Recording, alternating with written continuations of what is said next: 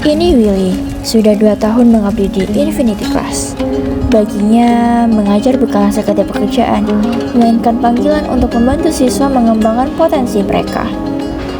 Berada di Jalan Raya Mayor Tito Asri nomor 17 dan 54, Infinity Class bukan sekedar tempat kelas, melainkan sebuah laboratorium transformasi pendidikan.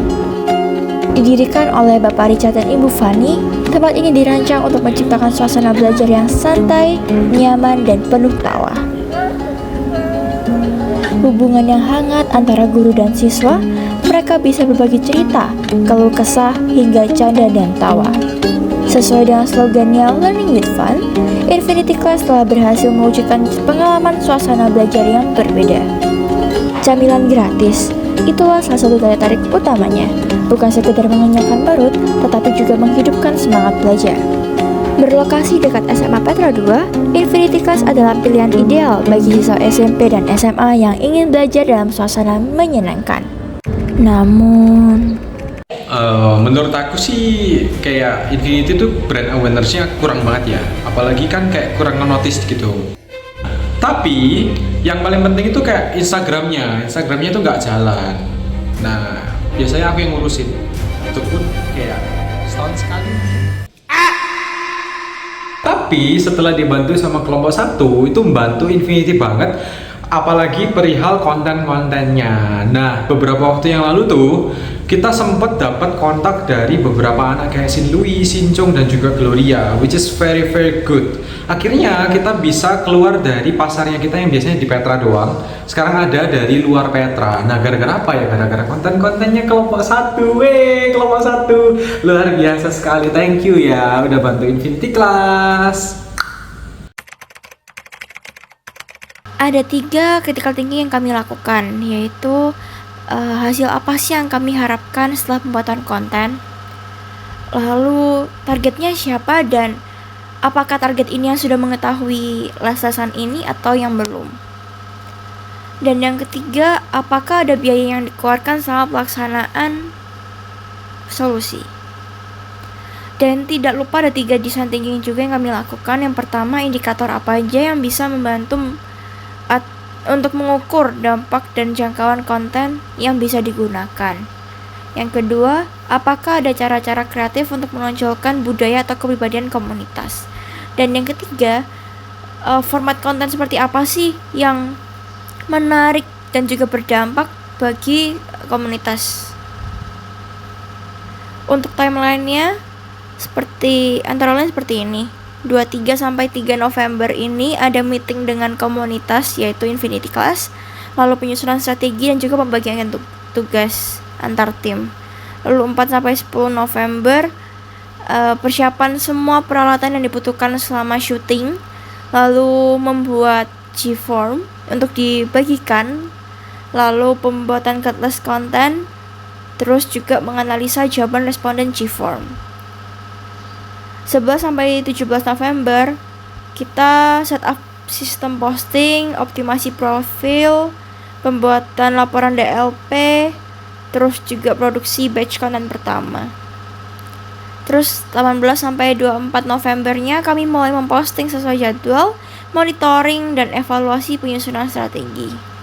25 sampai 29 Novembernya kami menyelesaikan laporan DLP. Berikut tabel yang kami susun untuk timeline pembuatan video, editing video, dan juga jadwal upload kontennya.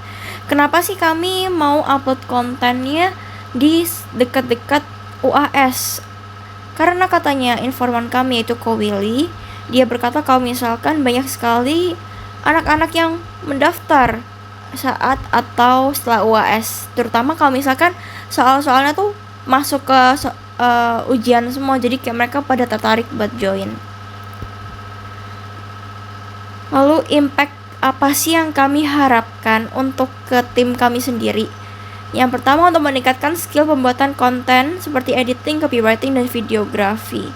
Nah, hal ini dapat diasah sebelum, ketika, maupun sesudah pembuatan konten. Lalu membangun rasa empati, skill manajemen waktu di sela-sela sibuknya kuliah harus harus mengerjakan project ini juga membutuhkan skill manajemen waktu, lalu menambah koneksi atau relasi, dan real project ini untuk portofolio. Lalu impact apa sih dari kami untuk ke komunitasnya? Yang kami harapkan adalah bisa menambah exposure, seperti menambah followers, menambah orang yang interest lewat WA ataupun DM gitu. Terus pertumbuhan jumlah siswa dan income, pertumbuhan kualitas komunitas. Lalu dari GFOM yang telah kami bagikan, kami menganalisa bahwa ada 20 orang yang telah mengisi GFOM tersebut, dan kebanyakan adalah anak SMA kelas 12. Survei ini kami memiliki target untuk mengetahui apakah mereka bermain Instagram atau tidak, supaya kami tahu pengaruh konten kami akan maksimal atau tidak kalau jika kita membuatnya di Instagram. Dan 20 responden tersebut atau 100% itu bermain Instagram. Kami juga melihat dari range durasi mereka bermain Instagram untuk sehari-hari. Dan dari GFOM terlihat bahwa mereka main Instagram itu sekitar 3-4 jam sehari. Lalu kami juga mencari tahu hal apa sih yang membuat para calon siswa ini itu nggak tertarik dalam sebuah video atau konten. Nah, setelah dianalisa, ternyata mereka tuh kayak nggak suka video yang banyak teks, thumbnail yang nggak menarik, dan juga videonya terlalu formal gitu. Terus kita juga analisa faktor apa sih yang bikin mereka tuh tertarik buat nonton sebuah video atau konten. Kami mendapatkan bahwa daya tarik utama tuh adalah transisi atau visual effect yang bagus. Kami juga menganalisa model atau style video konten yang mereka suka, dan hasilnya mereka suka beberapa konten yang seperti POV, quick tips, dan problem solving. Kami juga menganalisa beberapa indikator kecil seperti format video, bentuk konten di Instagramnya, dan juga durasi video yang live dan menarik. Berdasarkan jumlah view dari 6 konten yang kami buat dan 6 konten terakhir sebelumnya yang mereka post, itu memang jumlah view-nya kami itu kalah dari mereka. Tapi kalau misalkan dari indikator seperti like, comment, terus share, dan juga follow, kami lebih unggul daripada sebelumnya. Terima kasih.